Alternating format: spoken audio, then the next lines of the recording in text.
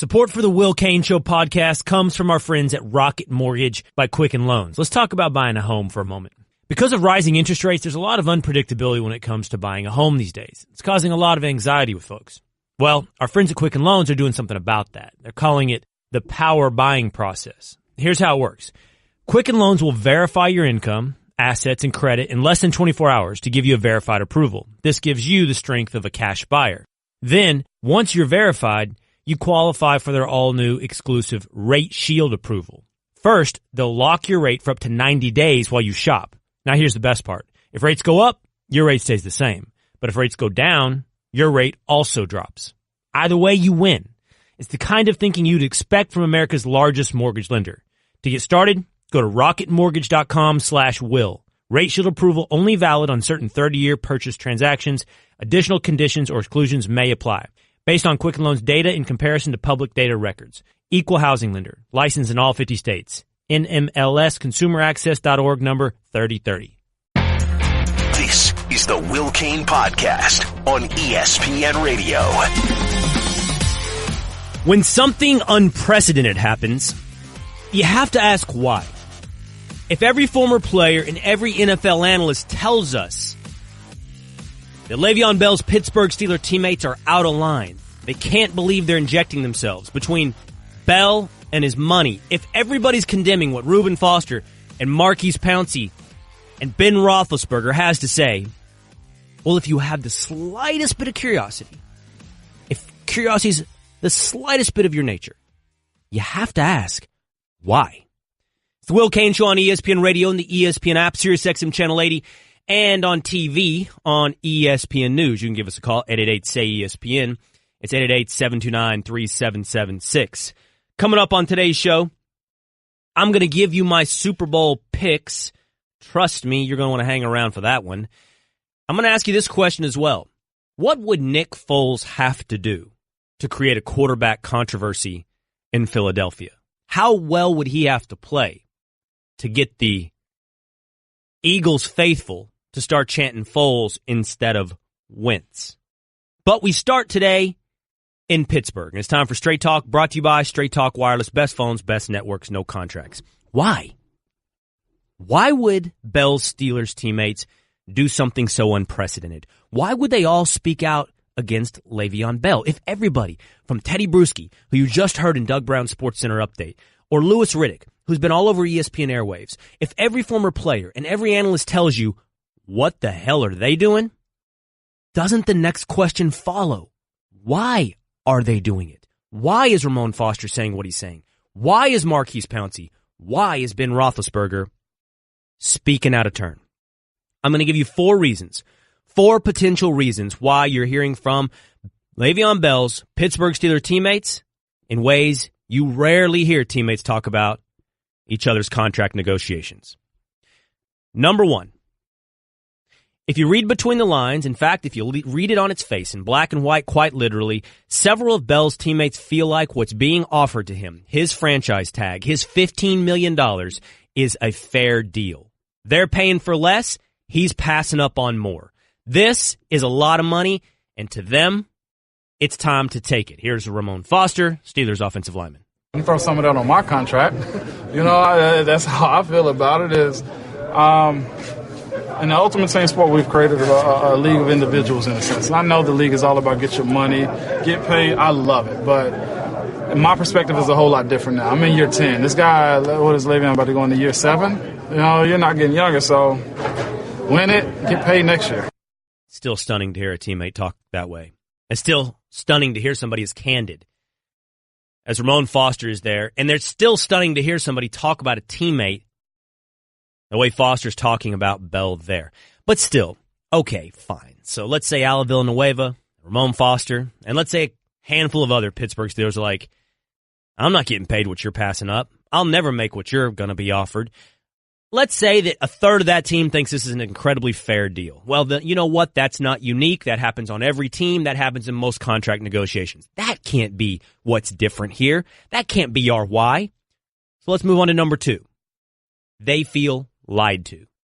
Several of Bell's teammates were confident he was going to show up this week and be there in time to play week 1 against the Cleveland Browns. In fact, Maurkice Pouncey said, count on it, Bell would be there on Wednesday. And Bell did not show up.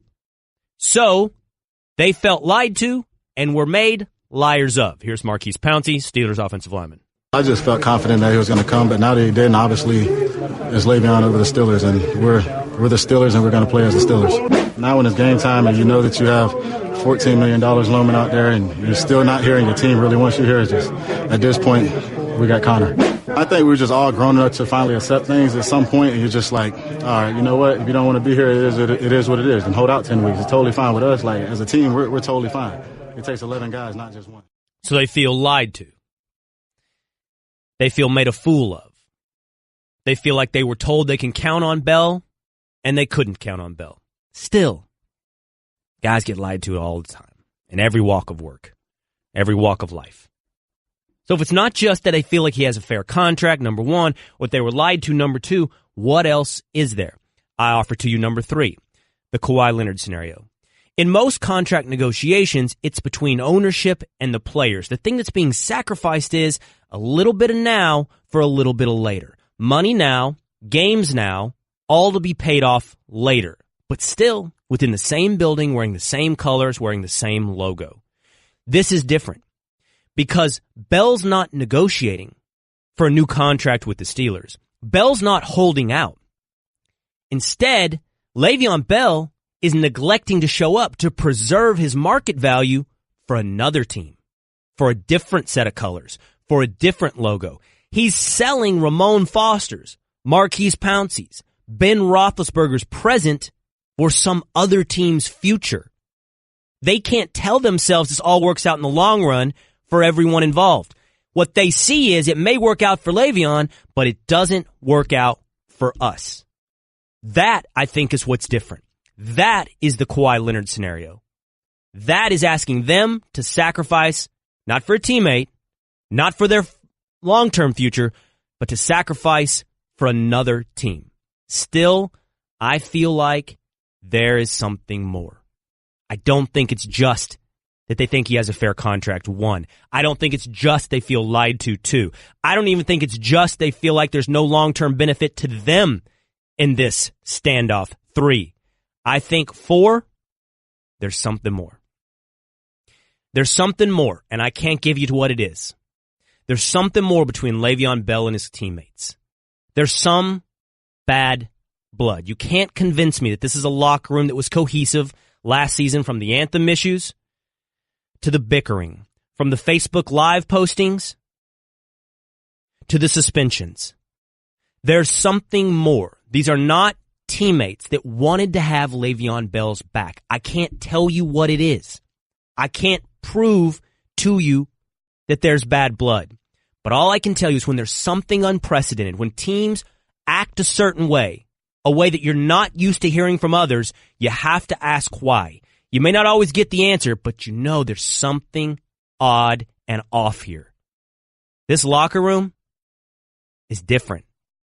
If they're behaving differently and it's coming out differently, you have to wonder what's different about these relationships. Here's Louis Riddick, ESPN's NFL front office insider.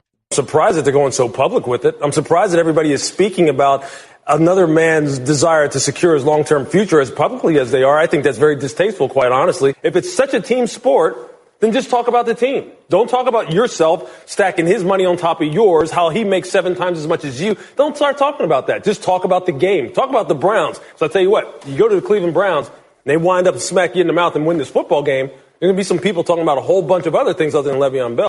It's not a normal situation. Maybe it wasn't a normal relationship. It's not a traditional marriage. Maybe there's something more here.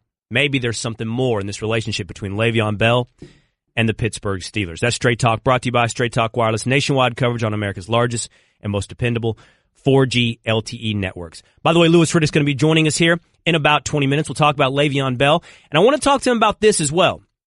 It seems like there's something else that's unprecedented in the NFL. It seems like there's another odd moment in time, and it's that how many teams in the NFL feel like they are set at the quarterback position? Because it seems like everybody. How many teams think they have, if not their franchise quarterback, at at least their quarterback for the next 3 to 5 years. I think the numbers are going to blow you away. That's next on The Will Cain Show on ESPN Radio and the ESPN app. Support for The Will Cain Show podcast comes from our friends at Rocket Mortgage by Quicken Loans. Let's talk about buying a home for a moment. Because of rising interest rates, there's a lot of unpredictability when it comes to buying a home these days. It's causing a lot of anxiety with folks. Well, our friends at Quicken Loans are doing something about that. They're calling it the power buying process. Here's how it works. Quicken Loans will verify your income, assets, and credit in less than 24 hours to give you a verified approval. This gives you the strength of a cash buyer. Then, once you're verified, you qualify for their all-new exclusive Rate Shield approval.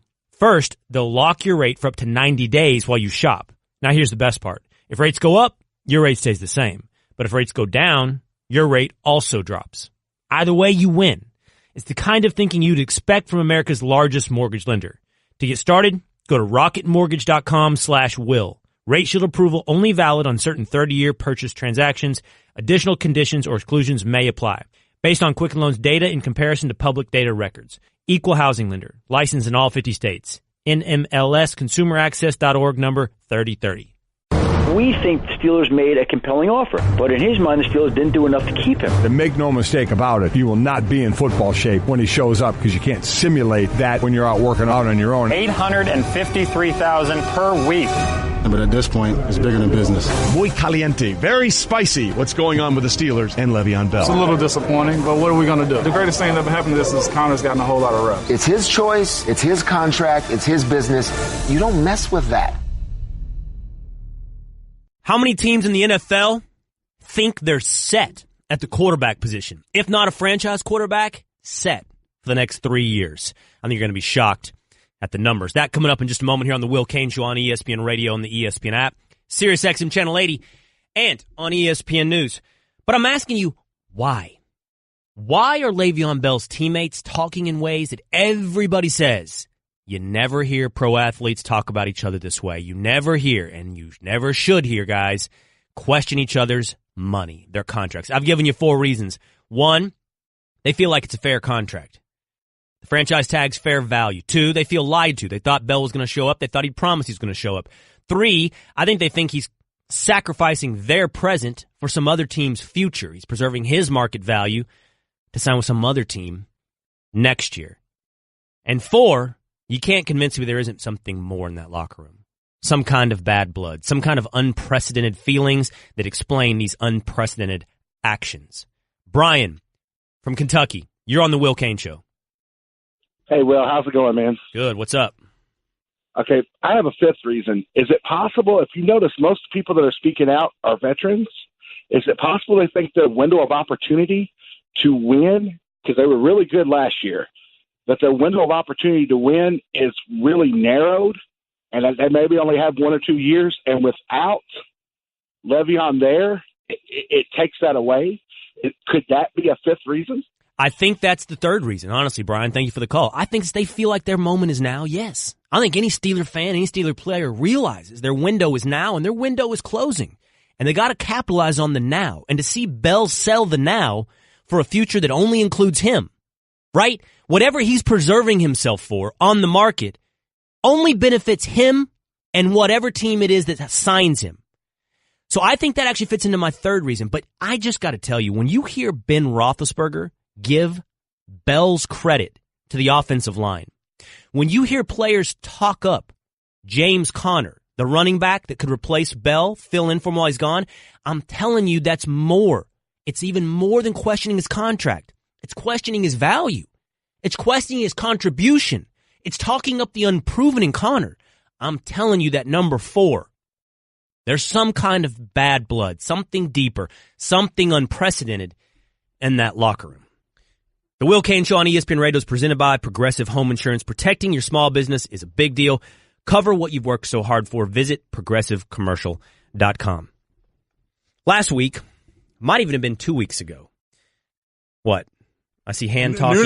Nuno is just hand berating talking. this caller, right? He's in a shouting match with what I think is a Cowboys caller. Michael Gallup has been referenced. I don't know. So the guy says, I want to talk about Le'Veon Bell and Michael Gallup. And I said, what do you want to say about Le'Veon Bell? He's like, I want to see does he think Michael Gallup is really the number 1? So I'm like, what are you really calling about?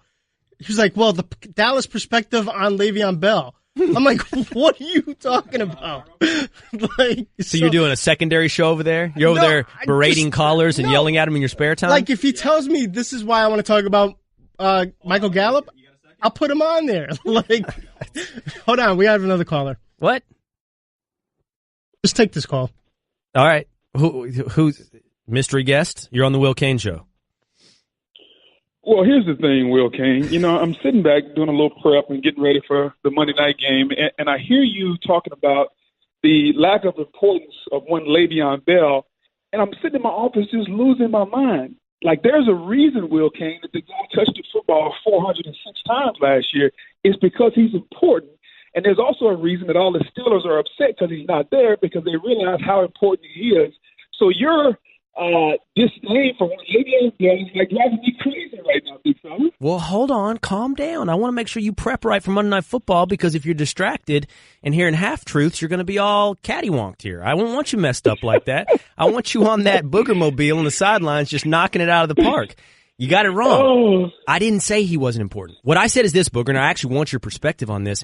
I said they're suggesting he's not important. Right? When Roethlisberger's giving the credit of Bell to the offensive line, or guys like Pouncey or Foster are talking up James Conner, what I'm hearing there, and I'm not saying it's correct, Booger, I'm hearing something deeper than, why aren't you here? I'm hearing something personal. I'm hearing them take away credit that you just rightfully gave to Bell and give it to guys like the offensive lineman, or perhaps even to the potential of Conner. And that tells me, Booger, there's something deeper in that locker room. There's bigger problems. This is about more than contracts and money.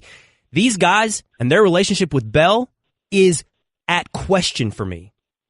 Well, let me break this down for you, Will, okay? Here's what's going on.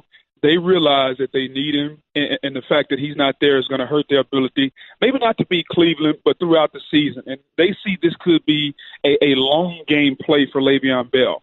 Big Ben talking about James Conner and the offensive line, that's to give confidence to everyone in that locker room that, hey, we can win without Le'Veon Bell. What's he supposed to say? We can't win without him? So he's trying to give those guys in the locker room confidence that we can go out and we're more than Le'Veon Bell, that our offensive line is the key. That's all a mental mind trick. Trust me. You ask anyone that knows football, that offense is not the same without Le'Veon Bell toting the football. I don't care what Ben Roethlisberger says. I don't care what Mike Tomlin says. They need that young man to make the show go. No doubt. Listen, ESPN's Monday Night Football, Booger McFarland here on the Shell Pennzoil Performance Line, who called in impromptu because he thought I said one thing. I didn't. And he's so infuriated, he had to set me straight. But let me just ask you this one question. I'm going to let you run, all right? Get ready for the games here. Why? Why are they doing something so unprecedented? Why are all these players talking that way when everybody says not only they shouldn't, but nobody ever does? Why, Booger? I think there's a level of angst because it's happened before. So, like last year this happened, he came in, and they were all expecting him to do it again this year. Well, guess what? Le'Veon Bell is basically saying, he and his agent are saying, you know what? We're not concerned about the team this year. We're concerned about our long-term play for free agency next year. And all the players that are there saying, wait a minute. We're out here busting our butts right now for 2018, and you're worried about 2019. See, that part right there doesn't sit well with players in the locker room. Right, and that was one of my reasons. Yes. It's the one thing that I fault Le'Veon Bell and his camp, particularly his agent. Don't come out and say you're not worried about 2018, you're worried about your body for 2019. That's the one mistake they've made during this whole thing right now. You shut up. We all know you deserve to be paid more, but the fact that you're saying, you know what, 2018 really doesn't matter, it's about my long-term future, that's a mistake, and that's why the guys in the locker room are really angry. See, I didn't get it all wrong, man. That was one of my reasons. He's selling their 2018 for his 2019. That's going to breed some bad blood, I would imagine. Well, guess what, Will? Sometimes we all have to be selfish. Who's going to worry about my money if I don't worry about my money? I didn't even say he was wrong. I'm just trying to explain why his teammates are talking this way. I get it. This is his time, man. This is his window. He's got to get paid now. It isn't going to happen at some other time. Still, his teammates aren't happy. I love it, man. Hey, keep doing your thing. Thank you for calling in. Fired up. That means you're doing something right. I love you calling in, bud. Good luck. Later, bud. It's Monday Night Football's Booger McFarland. Impromptu call into the Will Cain Show. Hey, really quickly, and I got to run. I had this fascinating conversation with MMQB's Andy Benoit about a week or two ago because I had this little thing bugging me, this little thing banging around in the back of my head. How unprecedented is it right now that almost every team in the NFL thinks they're set at quarterback for at least one and maybe 3 to 5 years. So we did a little research together. Wait till you hear what we found out. That's coming up on The Will Cain Show on ESPN Radio and the ESPN app. Did you know ADT can design and install a smart home just for you? A new smart home at your service, customized for your lifestyle. ADT professionals can even show you how to use your new smart home features. Now, that's what I call warm-up service. It's all controlled from the ADT app or the sound of your voice and backed by 24/7 protection. Visit ADT.com/smart to learn more about how ADT can help keep your home safe and smart. So I've had this little thought banging around in the back of my head for a couple of weeks. Ran it by Cerruti. We talked it over. And I gave show favorite Andy Benoit of the MMQB over at SportsIllustrated.com a call, and I said, Andy, man, this is something I've been thinking about. What do you think? And he said, you know what, Will? That's good stuff. Why don't we do this together? I said, I think we should do it together. I'm going to do this on radio. You put a little research into it. We'll pair this up, see if there's not a column and a radio segment to talk about this. Because I think there's some research, some data, and some exploration needed on this idea. Has there ever been a time in league history when so many teams think they are set at the quarterback position?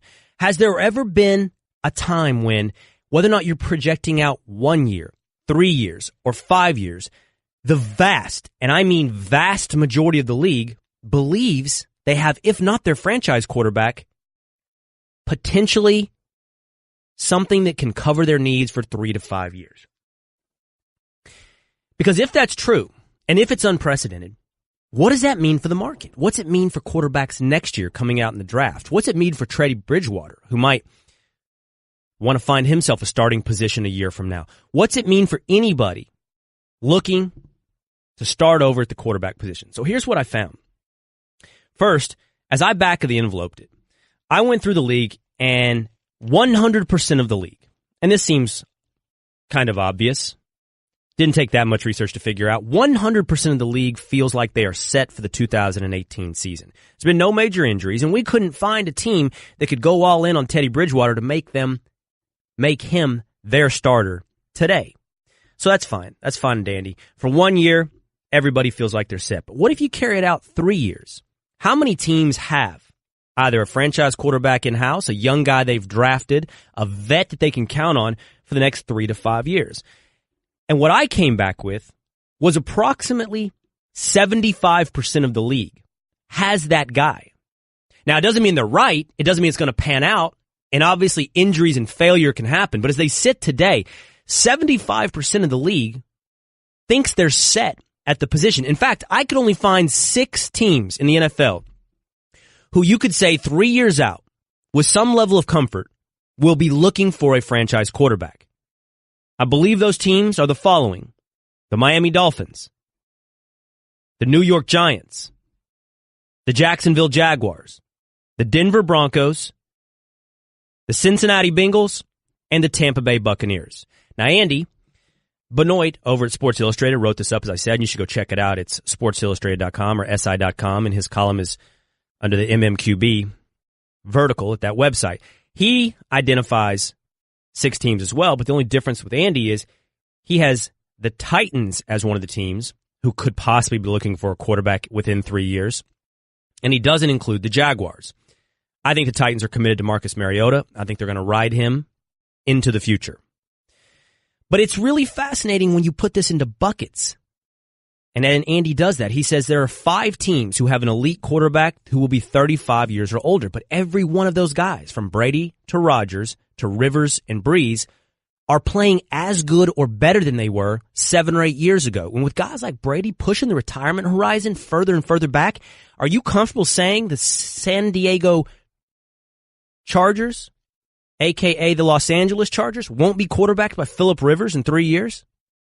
Let's move on, because 8 teams have drafted a first-round quarterback in the last 2 years. Another 3 teams feel like they have a young quarterback who's getting close to his prime. That's the Eagles, Cowboys, and Rams. And then another 8 teams have a veteran who they've committed to contractually. Guys like Matt Ryan, Andrew Luck, Derek Carr, Cam Newton. 75% of the league, in both of our estimation, is set for 3 years. Now, I think this is the real eye-opening part. Push it out 5 years. This is pushing out projections, and this is a ton of unknowns. But push it out 5 years.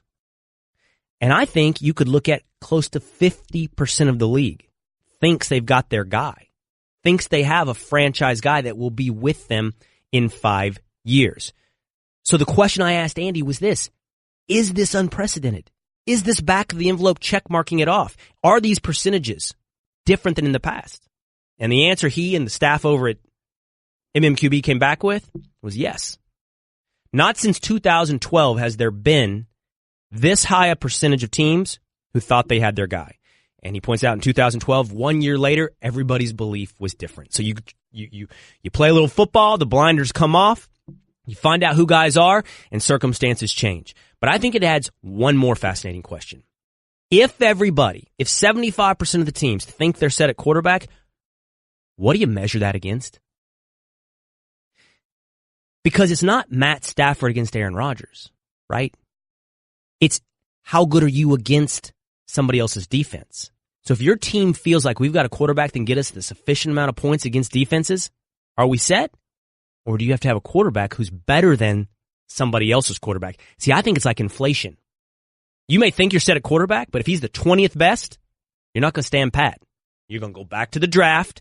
You're going to go back to free agency. And just like things in 1970 that we considered rich are now common among the poor, you're going to have to get a better quarterback. That's how the play increases over time, gets better over time. You can't settle. Even if you think you got your guy, if it turns out you only have the 18th best guy, you can't settle. That's why the Bengals will eventually move on from Dalton. Dalton might be good, but you can't settle at 15th or 16th.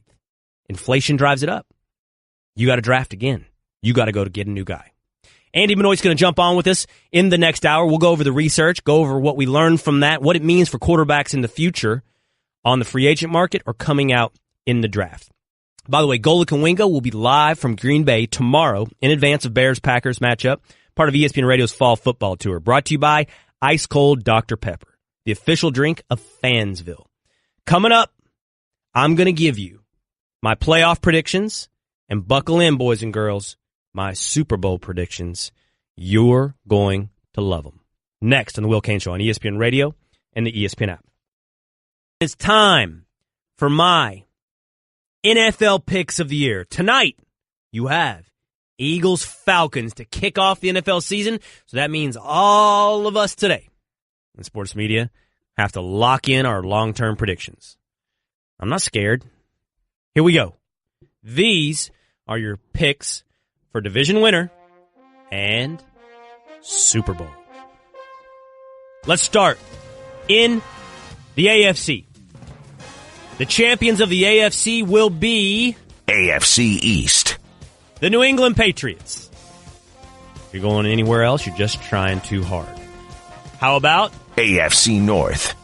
The AFC North champions will be, despite the holdout, despite the absence, the Pittsburgh Steelers. What else do you have for me, Soundman? AFC South. The AFC South champions, I'm going chalk so far, will be the Jacksonville Jaguars. And AFC West.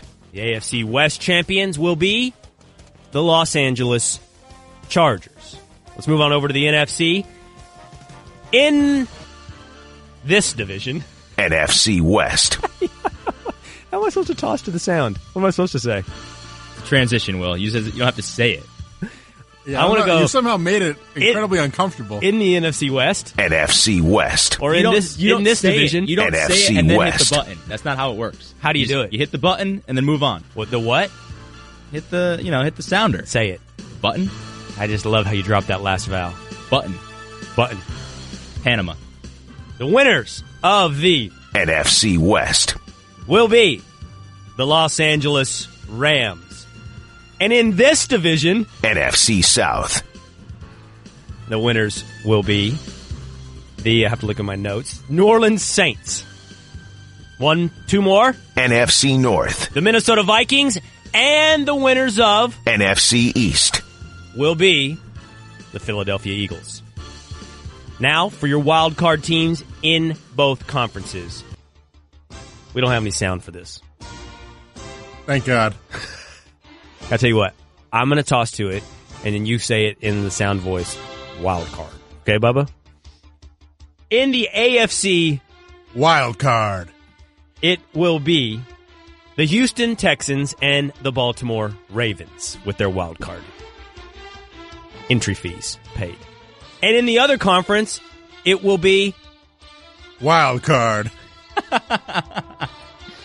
The Atlanta Falcons and the Dallas Cowboys.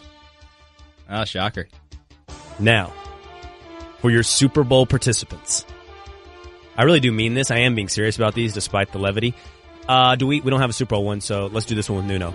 Okay, Nuno, you're going to be the Super Bowl sounder. Ready?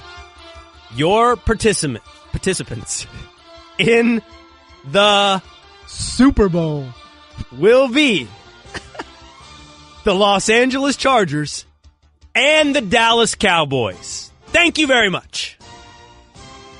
Hey.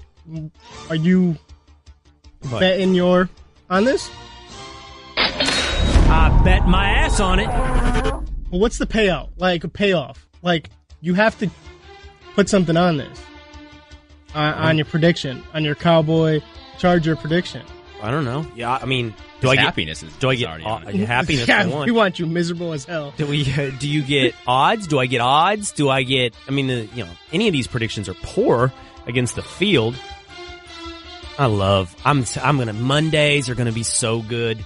I'm serious about this. I'm telling you, defense and running, zigging while everyone else is zagging. I'm serious about the Cowboys and Chargers. Nothing in America is worse in the world of sports than a Cowboys fan. What? Nothing. Absolutely nothing. Nothing. Couldn't find Cowboy fans when all of those years of ineptitude. But then, when they become respectable, Cowboy fans resemble little cockroaches and ants, sniffing and smelling food. Why and all of a sudden, they come from everywhere, acting like they've been winning all along. This is going to be the year of redemption. This is going to be a good year. What? The Cowboys are going to go Super Bowl. We're going to finally make the Super Bowl. They're going to go from the Super Bowl. No, they're going to get in the playoffs through the wild card to make the Super Bowl. Correct. I bet my ass on it. Wild card. Jack. Super Bowl. Take the music off. It's good. It was really good production. Super Bowl. You like that one, huh? Jack from Pennsylvania. You're on the Will Cain Show. Super Bowl. What's up, Jack? Okay, are you still there? You still there? Super Bowl. I think you need to be tested. I need to be tested, or Nuno does? No, I think you do. The Dallas Cowboys, Super Bowl, not happening. Super Bowl. Yeah, not happening. I actually have Dallas winning 6 games. Well, you're just trying to be 5, mean. 6 games. You're just trying to insult me, Jack. You're not actually being objective. You're just calling in to be mean today I'm on the being radio. truthful, but I mean, they got pass rushers, but what do they have Correct. in the interior defensive line? They got David Irving after he gets back from suspension. Right, when he gets back. But what do they have? Malik Collins. Tone Jones. I mean, this is his 5th team right now, right? Tyrone Crawford, Malik Collins. They don't have much in the defensive tackle spot. Let me tell you something, Jack. I'm not even joking about this. I'm dead serious. Here's the thing. I went through DVOA, defensive adjusted averages here. And one thing you can count on when you make predictions is most of the teams, the Patriots are the big exception, are top 10 in offense and defense, okay? Offense and defense. And I am making some projections here. The teams that are in top 10, both offensively and defensively, are teams like the Saints, the Vikings, the Eagles. The Patriots are the outlier, bad at defense, good at offense. But the Dallas Cowboys are a year removed from being second on offense in DVOA. That's what they were in 16. Of course, last year they didn't have Zeke for 6 games. They dropped to 10th. So all the concerns about the Cowboys offense, I don't share them quite as much. And this will be the year the defense's investment finally comes back. All the draft picks, all the investment, the Byron Joneses, the DeMarcus Lawrences, the Randy Gregorys, the Sean Lees, the Jalen Smiths of the world, this is the year it all comes back. I'm serious. Cowboys, Chargers in the Super Bowl. Coming up, is there anything Nick Foles can do to create a quarterback controversy in Philly? It's the Will Cain Show on ESPN Radio and the ESPN app. Super Bowl. Thank you for listening to the Will Cain Podcast. You can listen to the Will Cain Show live weekdays at 3 Eastern on ESPN Radio and on the ESPN app. The Will Cain Podcast. Support for the Will Cain Show podcast comes from our friends at Rocket Mortgage by Quicken Loans. Let's talk about buying a home for a moment. Because of rising interest rates, there's a lot of unpredictability when it comes to buying a home these days. It's causing a lot of anxiety with folks. Well, our friends at Quicken Loans are doing something about that. They're calling it the power buying process. Here's how it works. Quicken Loans will verify your income, assets, and credit in less than 24 hours to give you a verified approval. This gives you the strength of a cash buyer. Then, once you're verified, you qualify for their all-new exclusive Rate Shield approval. First, they'll lock your rate for up to 90 days while you shop. Now, here's the best part. If rates go up, your rate stays the same. But if rates go down, your rate also drops. Either way, you win. It's the kind of thinking you'd expect from America's largest mortgage lender. To get started, go to rocketmortgage.com/will. Rate Shield approval only valid on certain 30-year purchase transactions. Additional conditions or exclusions may apply. Based on Quicken Loans data in comparison to public data records. Equal housing lender. Licensed in all 50 states. NMLS-ConsumerAccess.org number 3030. This is the Will Cain Podcast on ESPN Radio. You know, if there's one thing the Le'Veon Bell holdout, the Le'Veon Bell absence from the Pittsburgh Steelers has illustrated, is that there are some times when individual goals and team goals are at odds with each other. There's some times when just winning doesn't do it for your career. So let me ask you a hypothetical. Everyone wants to achieve individually. Everyone wants to do their best. Everyone wants to win. What would it take for Nick Foles? What would it take for his individual goals? What would it take for Nick Foles to win the starting quarterback job in Philadelphia? What would it take to create a quarterback controversy? It's the Will Cain Show on ESPN Radio, the ESPN app, Sirius XM Channel 80, and on ESPN News. Coming up in this hour, we're going to have MMQB's Andy Benoit jump on and talk about how many teams either falsely or accurately believe they have their franchise quarterback in-house. How many teams think they are set at the quarterback position for the foreseeable future? Also, why do the Los Angeles Rams apparently have access to the Minnesota Vikings voodoo economics? How do they have the ability to manipulate the salary cap in ways that very, very few teams do? Because the reports are the Rams, well, they were all in on Khalil Mack. But first, let's start with tonight. Tonight is the kickoff of the NFL season. Eagles-Falcons, tonight on NBC, is our first game of the 2018 season. And let me ask you, as we watch the Eagles begin their championship defense, what would it take for Nick Foles to win that job? I'm talking about where the brethren, the faithful, the Eagles fanatics would start chanting for Wentz, or stop chanting for Wentz, and start chanting for Foles. We know that Nick Foles will start the game tonight. It's unclear when exactly Carson Wentz will be back, when he'll be available. Could it be 4 weeks into the season? By some reports, it's a 12 to 18-month injury, which could put him into November. How many games will Nick Foles get? And how good would he have to perform in those games? What if he starts 4-0? Starts with 12 touchdowns and 1 interception? What if he goes 6-0? What if the Eagles are rolling by mid-October? Is there a scenario? Is there a performance metric that Foles could meet? Just play the hypothetical out. Just think openly. Try to put yourself in a situation that does not yet exist. Is there something Nick Foles could do to create a quarterback controversy in Philadelphia? We were talking about this today at the lunch table. I was invited to hang out with the guys. It's a rare occasion, but I was there with Nuno, Bubba, Cerruti. And Bubba compared it at the time to what happened with Tony Romo and Dak Prescott. You don't see these things coming until it's too late. And next thing you know, success is running down the tracks. It's hard to go back. Could Nick Foles, in your estimation, Bubba, recreate what happened with the Cowboys just a few years ago? Right, because I think, when we were watching that from a Cowboys fan perspective, everyone clearly knew Dak deserved to stay on the field, but were they going to go back to Tony just because he was the starter? He was the incumbent starter. And so, yeah, what if Foles is just killing it and say Wentz isn't ready for, let's say it's 5 weeks and Foles goes 5-0 and lights it up. Are they just going to go back to Wentz because they have to? Well, Brian Dawkins, former Eagles safety, was on Goal at Wingo where he addressed this exact scenario. What if Foles plays really well? I would have to guess that they're going to go straight with Carson and just get him in there, get him going.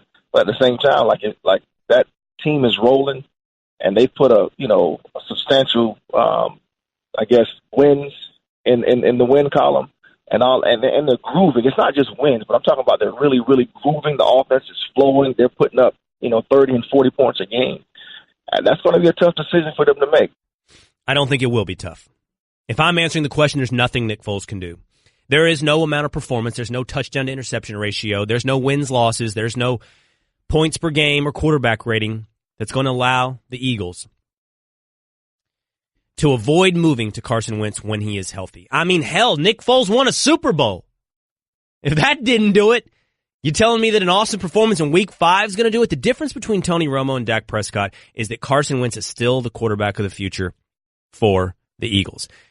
When Dak Prescott took that job from Tony Romo, when he filled in admirably when Tony Romo was hurt, when he got the Cowboys rolling, there was something else a part of that equation. And that was the idea that Dak could be the future and the sun was setting on Tony.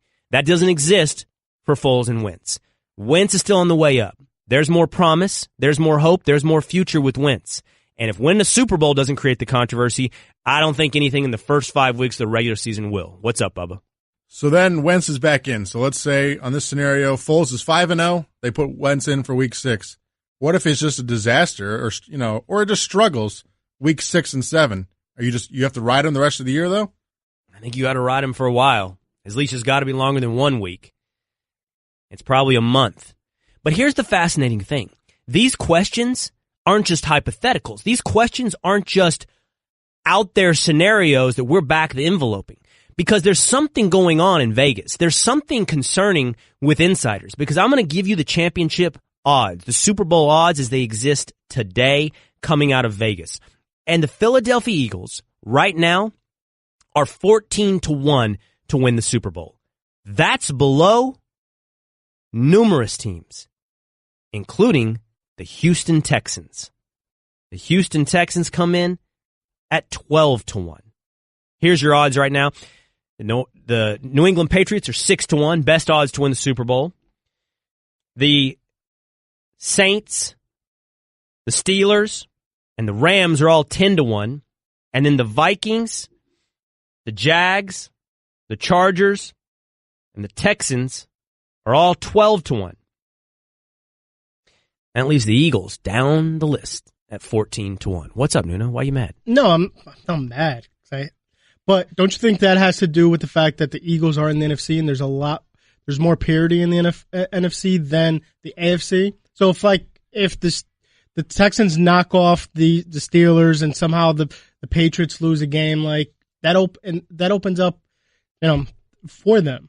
That explains the Eagles having longer odds than the Texans, but it does not explain why the Saints, Rams, Vikings, and Green Bay Packers, who are also at 12-1, have better odds than the Philadelphia Eagles. There's more concerns than just having a stacked NFC, and you're right, and we'll get to that a little bit later in the hour. Who has a legit shot to make it to the Super Bowl? How many teams in the NFC and how many teams in the AFC?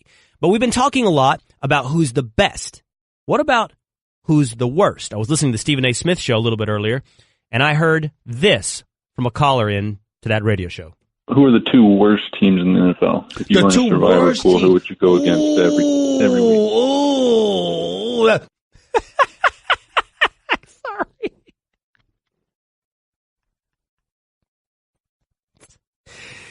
It's painful. Yes.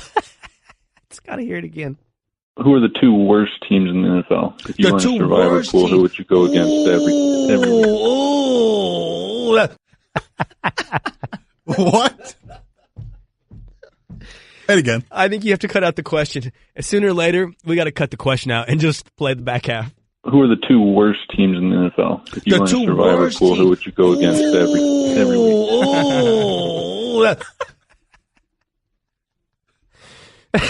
Outside of Stephen A's wonderful reaction, it's actually a fascinating question because it reflects the parity of the NFL. How hard is it to predict things? I've predicted for you here today that your Super Bowl matchup will be Dallas Cowboys against San Diego Chargers, also known as the Los Angeles Chargers. How hard is it to predict who are the bottom teams in the NFL? Who are the two worst teams? I'll answer that for you coming up straight ahead. Plus, the MMQB's Andy Benoit on how many teams think they have their franchise quarterback. Next on the Will Cain Show on ESPN Radio and the ESPN app. Support for the Will Cain Show podcast comes from our friends at Rocket Mortgage by Quicken Loans. Let's talk about buying a home for a moment. Because of rising interest rates, there's a lot of unpredictability when it comes to buying a home these days. It's causing a lot of anxiety with folks. Well, our friends at Quicken Loans are doing something about that. They're calling it the power buying process. Here's how it works. Quicken Loans will verify your income, assets, and credit in less than 24 hours to give you a verified approval. This gives you the strength of a cash buyer. Then, once you're verified, you qualify for their all-new exclusive Rate Shield approval. First, they'll lock your rate for up to 90 days while you shop. Now, here's the best part. If rates go up, your rate stays the same. But if rates go down, your rate also drops. Either way, you win. It's the kind of thinking you'd expect from America's largest mortgage lender. To get started, go to rocketmortgage.com/will. Rate Shield approval only valid on certain 30-year purchase transactions. Additional conditions or exclusions may apply. Based on Quicken Loans data in comparison to public data records. Equal housing lender. Licensed in all 50 states. NMLS consumeraccess.org number 3030. As I told you a little bit earlier in the show, had a little idea, had a little thing banging around in the back of the head, so called up a guy we respect on this show whose opinions when it comes to quarterbacks we value. That's Andy Benoit over at the MMQB at SI.com. I said, Andy, hey man, it seems like a lot of teams, maybe even an unprecedented number of teams, feel like they're set at the quarterback position. Meaning, if not having a franchise guy, are set for the next, 3 to 5 years. So Andy got on it, put his research team on it, looked into it, and he said, you know what, Will? You're right. It is unprecedented. You need to go check out the column. It's at SI.com on the MMQB. Look for Andy Benoit, who is now joining us on the Shell Pennzoil Performance Line. Get triple action protection for optimal engine performance with Shell V-Power Nitro Plus Premium Gasoline. So, Andy, tell me, how unprecedented is it that I don't know how many teams in the NFL, I mean, my guess it's 75% or more, think they got their guy at the quarterback position? Yeah, it's pretty unusual. I think as you know, Will, what we found, the only year in recent memory, let's keep it kind of in the super modern NFL era, year 2000 and beyond or so, the only year recently that we've seen this number of teams feel comfortable entering a season at QB is probably 2012. And there were a lot of young QBs that year, like guys like Mark Sanchez, and I know that seems ridiculous now, like, oh, how could you be comfortable with him? But at the time, he was Mark Sanchez. They didn't know what he was quite yet. A lot of young QBs that year. And I think 2012 is a good reminder, Will, and you and I talked about this initially. It's good we have this conversation at the front of the season because there very well could be 8 to 10 teams after the season that feel like they need a new quarterback. But not one of those 8 or 10 teams now, not very many of them believe they'll be that team. I think a lot of teams are pretty comfortable with where they are under center this year. But why is it happening? Talking to the MMQB's Andy Benoit on the Will Cain Show. I mean, you've got guys like Brady and Rodgers and Breeze who are playing later in their careers, and you just had a bunch of guys in the last 2 years come out of the draft. Is that what it is? Just old guys are sticking around and young guys are coming out, so everybody feels pretty good? I think there's a little bit of that. One thing that gives the old QBs an advantage, it's such a quick strike passing league now. So in a quick strike game, it's not about arm strength or physical ability as much as it is intellectual, because so much of what you do has to happen before the snap. You can't get the ball out quickly unless you've identified a good part of the defense before the snap. So guys that can identify those defenses, that have seen a lot, that have been through it before, like your Rivers, Breeze, Brady, Roethlisberger, the game's conducive to them. Now, I was a lot stronger, Will, on that opinion this time last year than I am now, because it might just be an abnormality here. Tom Brady was phenomenal on deep throws last year. Phillip Rivers can still chuck it. Roethlisberger's accuracy downfield, that's what gets overlooked with him. It's the greatest part of his game. So we might just also have an unusual era of highly, I mean, these might be the top 5 QBs in the league, all age 35 or older. Might just be a coincidence. I do think it's easier now to be an old QB than it used to be, though.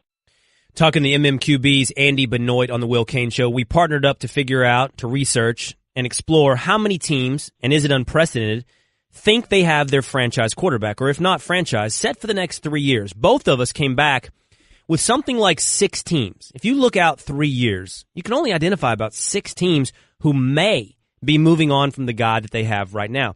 But there are 2 teams, Andy, and for what it's worth, those 6 teams, we both have 5 of them the same. That's Dolphins, Bengals, Giants, Bucks, and Broncos. We have some disagreement on Giants. I know you think and believe in Eli for the foreseeable future more than I do. But the one we do also disagree on is Titans. You included the Titans on a list of teams that could be looking beyond what they have currently. I included the Jags. I seem to think the Titans are happy with Mariota, but the Jags are going to be looking in 3 years.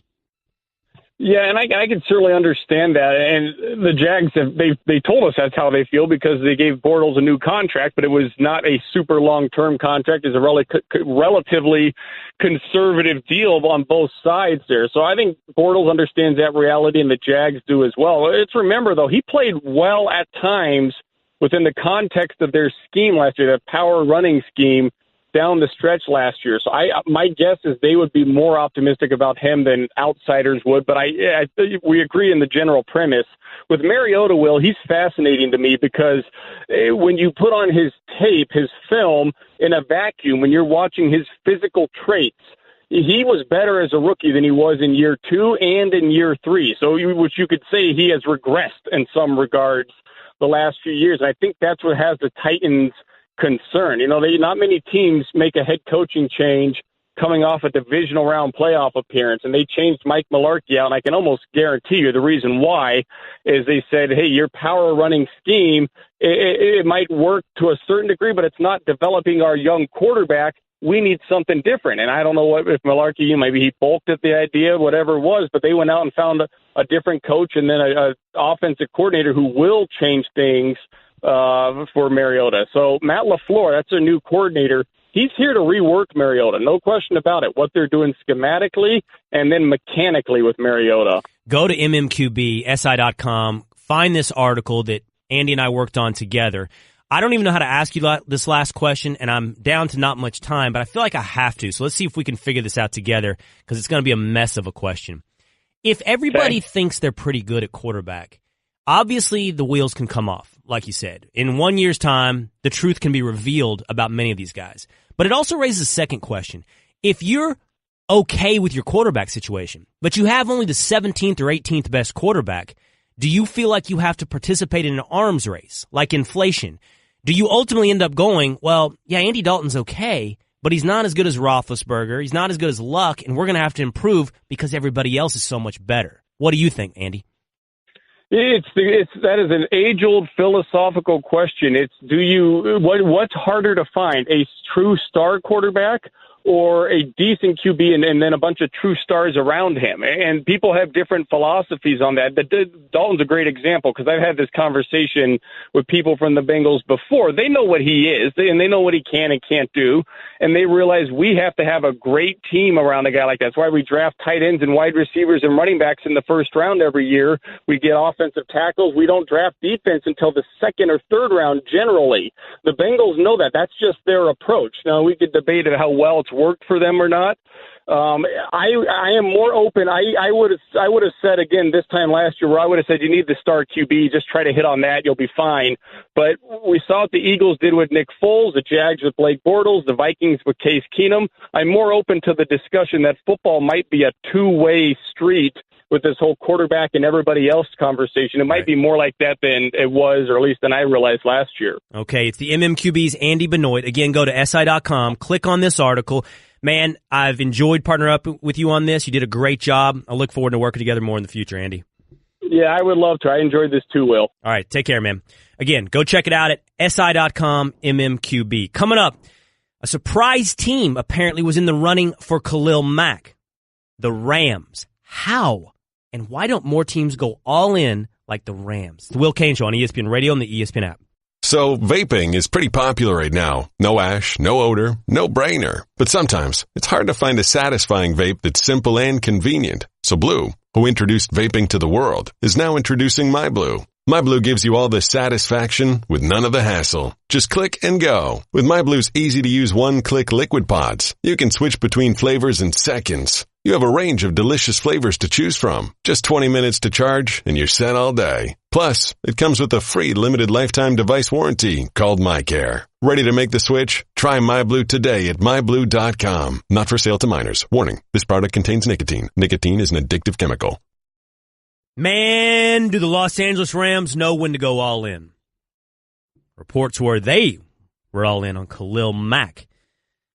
Why don't more teams do what the Rams were looking to do? That's coming up in just a moment here on the Will Cain Show on ESPN Radio and the ESPN app, SiriusXM Channel 80, and ESPN News. You can tweet the show through the 1-800-Flowers.com Twitter feed at Will Cain Show. Nothing makes up for your football obsession like a surprise from 1-800-Flowers.com. To order a dozen multicolored roses, plus an extra bouquet and a vase for just $29.99, go to 1-800-Flowers.com/ESPN. First, Carlton from Tampa. You're on the Will Cain Show, Carlton. Oh, my gosh. Sharpshooter Will Cain takes 5 shots at why Le'Veon Bell is being criticized by his teammates and can't hit the broadside of a Pittsburgh Steelers barn with any of them. So let me help you out here, Will Cain. The last 4 seasons in a row, the Pittsburgh Steelers season was compromised from the very get-go by Le'Veon Bell. In 2015, he got suspended. In 2016, he got suspended. Last year, he held out until September 1st, and this year he's holding out right through the first game of the season. And this is a guy who wants over $17 million a year. By the way, Todd Gurley, who's just as good, in fact, I think better than him, is tied up by the Rams for 6 years and is going to earn $11.5 million on average over those 6 years. So Le'Veon only wants, $6 million more than the second best back in the league, which obviously in a hard cap league also compromises the ability of everybody else on the Steelers to earn a decent paycheck. And again, he screwed up 4 of their seasons in a row as they are trying at their utmost to actually get a better record than the Patriots and actually get home field advantage in the AFC. And that's why his teammates have had it with him. It's just been 4 years, and now it's time for Le'Veon to move on because they would actually prefer, I think, to start a running back who's making less than $1 million a year and see what that offensive line can do for him. But why is this year then different than last year?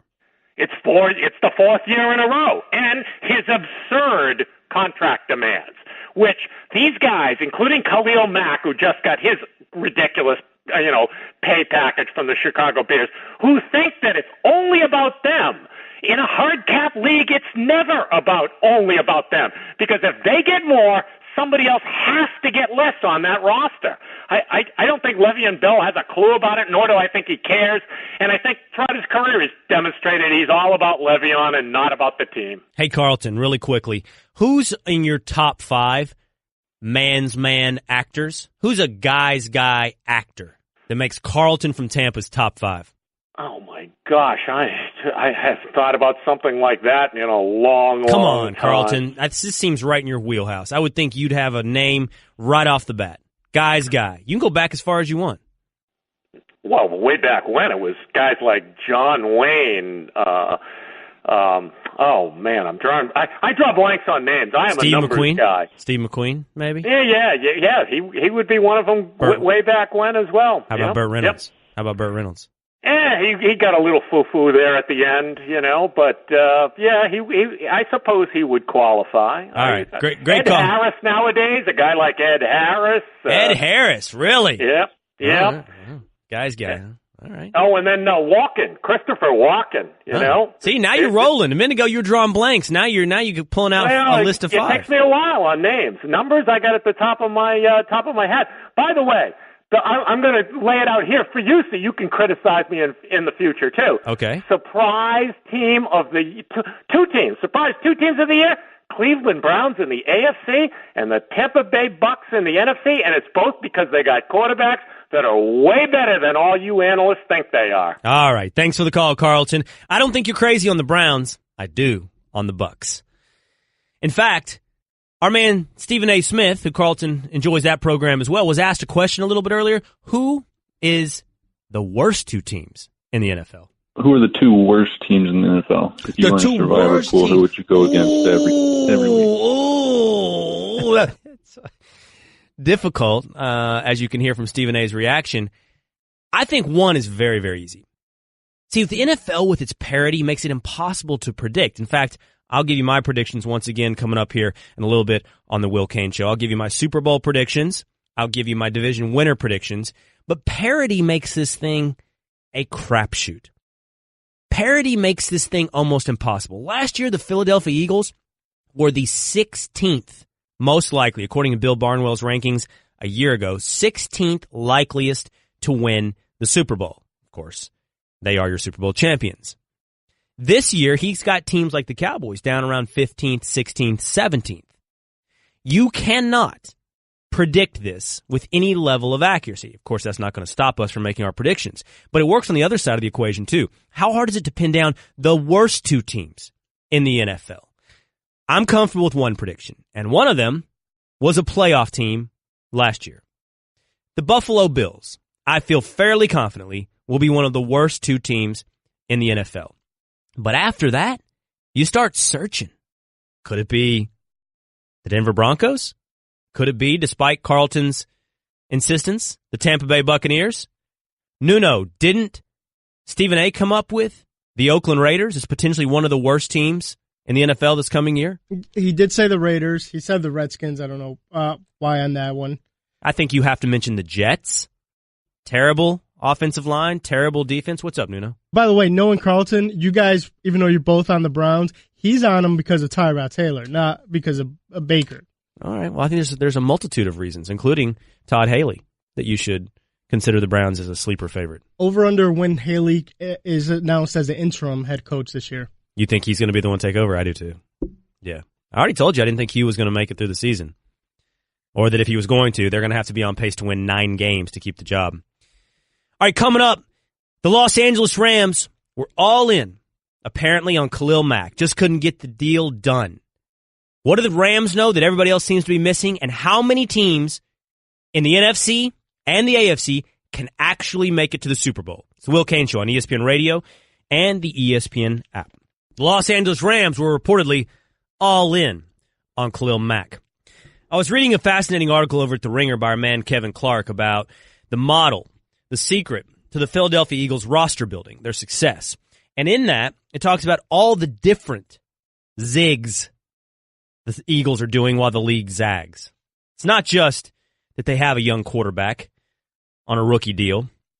It's not just that they've employed spread concepts, collegiate concepts in their offense, like RPOs. It's not just that they came at you in waves with their defensive line.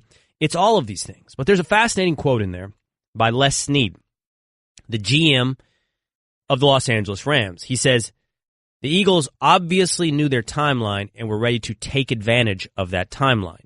Meaning, when you have a quarterback who's getting paid what Carson Wentz is getting paid, you invest in the other areas of your team, and you put your window in the open position now. That's obviously what the Los Angeles Rams are doing out west. Because reports are the Rams were all in on Khalil Mack. They were competitive in their offer. The only problem, according to the reports, is there was a belief from the Raiders that the Rams would be drafting too low. They're too good. They're better than the Bears. And their position, their draft position, would have been worse than the Bears. But what you read into that is the Rams might have been willing to give away multiple first-round picks. The Rams were willing to match draft capital, if not position, to go get Khalil Mack. And it makes you go, what in the world? How can they afford all that? Yes, Jared Goff is on that rookie deal. Yes, Jared Goff is still cheap comparatively to other quarterbacks. They've already paid Gurley. They've paid Aaron Donald now. They brought in Talib and Peters and Sue on one-year deals. Those guys will be gone by the time they have to pay Goff. But that window to them included giving Mack a massive deal. Because you can't presume they were going to trade for him for 1 year. They were going to give him a massive deal. They're working off the salary cap economics that the Minnesota Vikings are.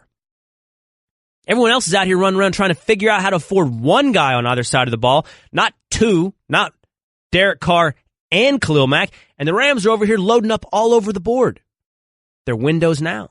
They read the Eagles' timeline, and just like the Eagles, Les Snead says, time to take advantage now. Speaking of trades, yesterday we told you that the Seahawks have walked away from the Cowboys' offer of a second-round pick for Earl Thomas. But everything I'm reading coming out of Dallas and other places was, that deal was really close. So close, I'm told that almost everybody but Seahawks management thought that deal was going to go down yesterday. And B, that deal's not done. There's a belief as the trade deadline approaches during the season, the Seahawks will be more incentivized to trade Earl Thomas, and that after the Seahawks play the Cowboys in Week 3, it'll make it an easier trade for the Seahawks to make. That story might not yet be over, even though Earl Thomas is now reported to the Seahawks camp. I'm going to be giving you my picks for the Super Bowl and the playoffs coming up. But next, let's talk about who has an actual shot at making the Super Bowl. The Will Cain Show on ESPN Radio is presented by Progressive Insurance, cars, homes, boats, motorcycles, RVs, and more at Progressive.com. By my estimation, there are only 3 teams in the AFC, but there are almost 8. 7 I'm comfortable with, maybe 8 that have a Super Bowl shot in the NFC. In the AFC, you've of course got the New England Patriots and the Pittsburgh Steelers. Everybody sees their Super Bowl potential. But I think you've also got the Los Angeles Chargers as a real threat to compete for the Super Bowl in the AFC. In the NFC, you go 7-8 deep. You've got the Eagles, yes, and the Rams. The Vikings have loaded up for their window now, and they're a real threat. I think the Saints are one of the best teams in the NFC. I was on them last year, and I'm going to be on them again this year. The Falcons are good. They're Super Bowl contenders.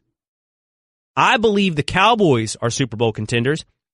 And at 7-8, you have teams that everybody else is on, like the Green Bay Packers and maybe the Carolina Panthers. You're going 7-8 deep on realistic Super Bowl shots in the NFC.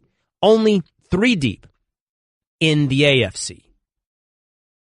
Let's hit the phones. Andrew from Idaho, you're on the Will Cain Show.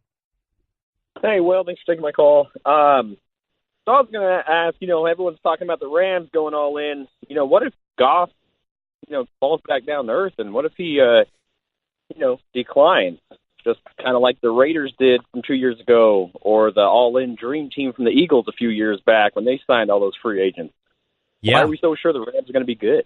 Yeah, it's all built upon the presumption on the back of Jared Goff continuous progression. By the way, for what it's worth, that's not just the Rams. That's the Eagles as well. Yes, they won a Super Bowl with Nick Foles. But the thing that makes this work for the Eagles is Carson Wentz not just being an affordable quarterback, but a great affordable quarterback. If anybody falters, this model fails. This model takes on that risk. It takes on the risk that the quarterback who is cheap will also progress to being good. I'll give you another example. You know who's betting on that? You know who's following that model? The Chicago Bears.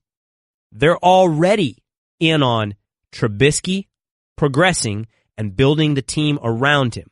The idea is you build a team with the other assets while you have a rookie quarterback or a young quarterback on a rookie deal, and then once you have to pay him, it shifts over to being built on the quarterback. Buzz from Pittsburgh, you're on the Will Cain Show. Yeah, well, I agree with a lot of the things you do go over, but I got to tell you, you're missing the boat on Le'Veon Bell. The Steelers were all in on him. Le'Veon asked for an amount. The Steelers just about met his thing. He keeps moving the bar, Will.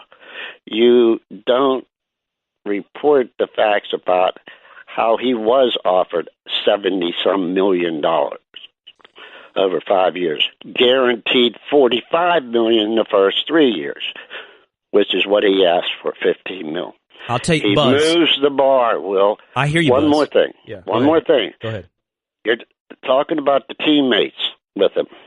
The reason they are finally lashing out at him, you don't, after not signing the deal, he come out and apologized to the fans, team. We worked hard to get the contract done. We didn't get it done. Blah, blah, blah. And this, but I will be there. and this will be my best year ever. Yep. They couldn't trust his word. I hear you, Buzz. I'll respond to all that. Plus, we're going to have ESPN's Todd Blackledge next in the Will Cain Show.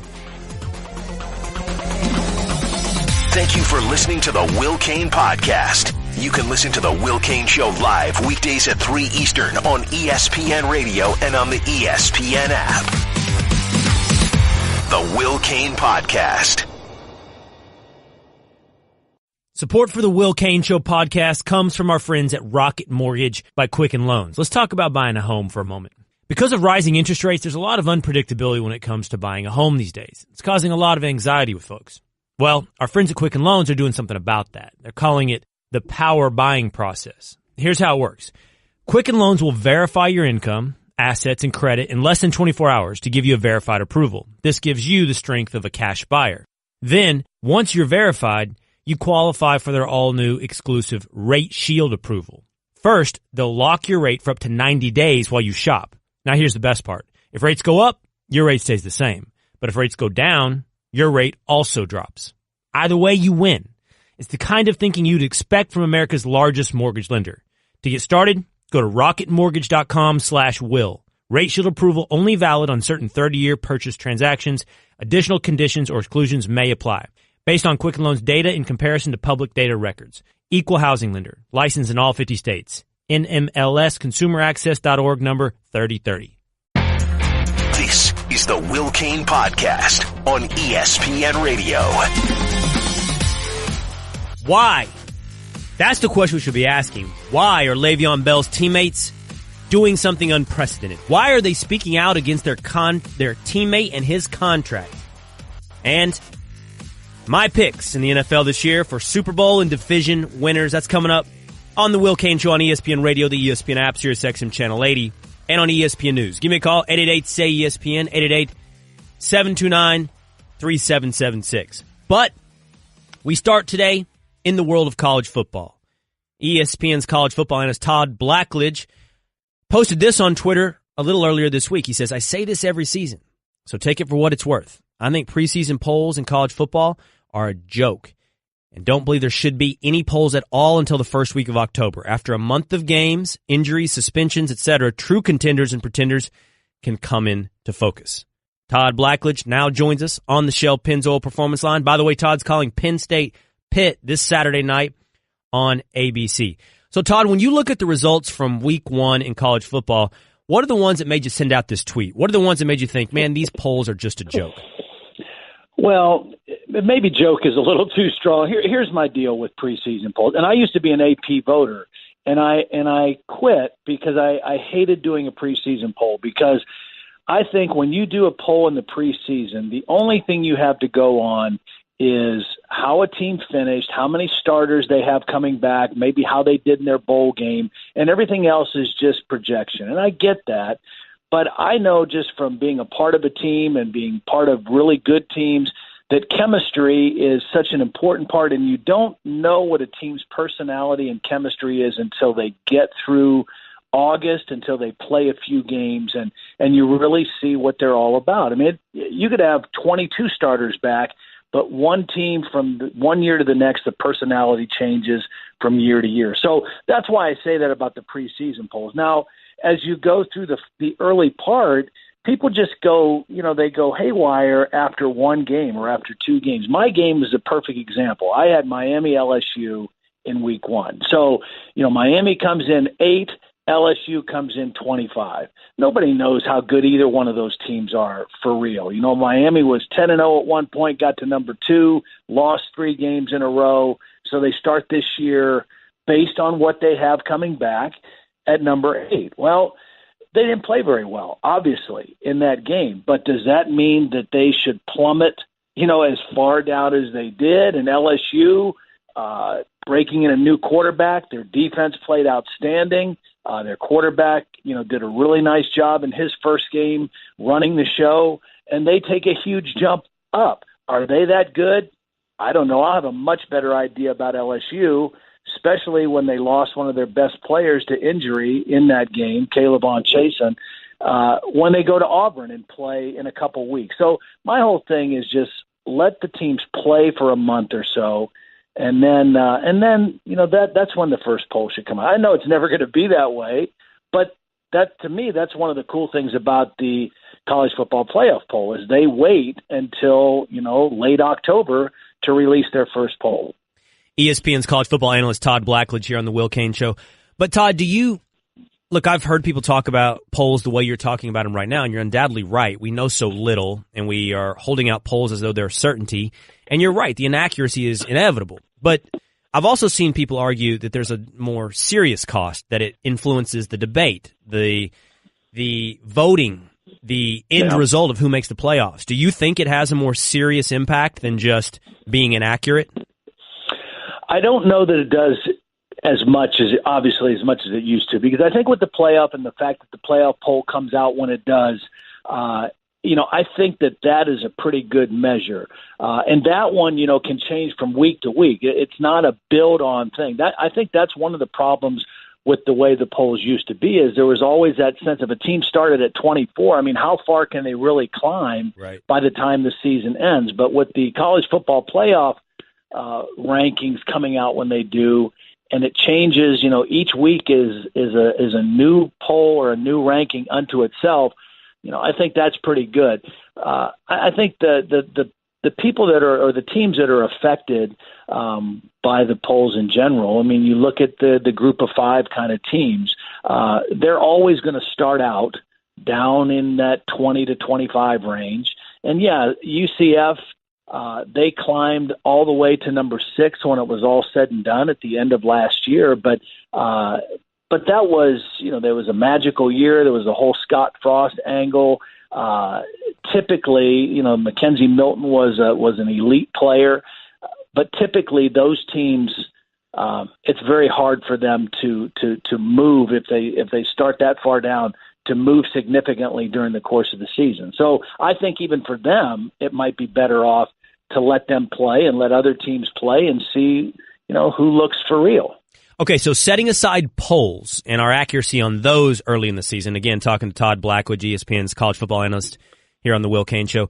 1 week in, what are you comfortable saying, Todd? Are you impressed with Notre Dame? Are you selling Florida State? How about your alma mater? Penn State had a tough one in week 1 against what was thought to be an inferior opponent. Do you like LSU a lot? What do you take from week 1?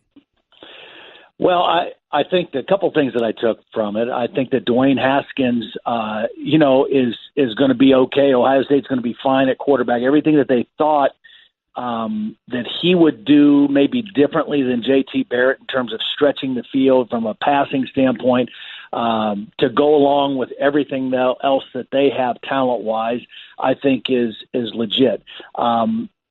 I think Notre Dame was very impressive to me. I really actually thought Michigan was going to win that game. I thought they would have the better team going in, and I thought the defensive front seven of Notre Dame controlled the football game, and I was very impressed by them. I think Brandon Wimbush, did some good things, but he still needs to get better significantly, I think, based on what Notre Dame's schedule is from here on out. But in that first game, I was very impressed with them.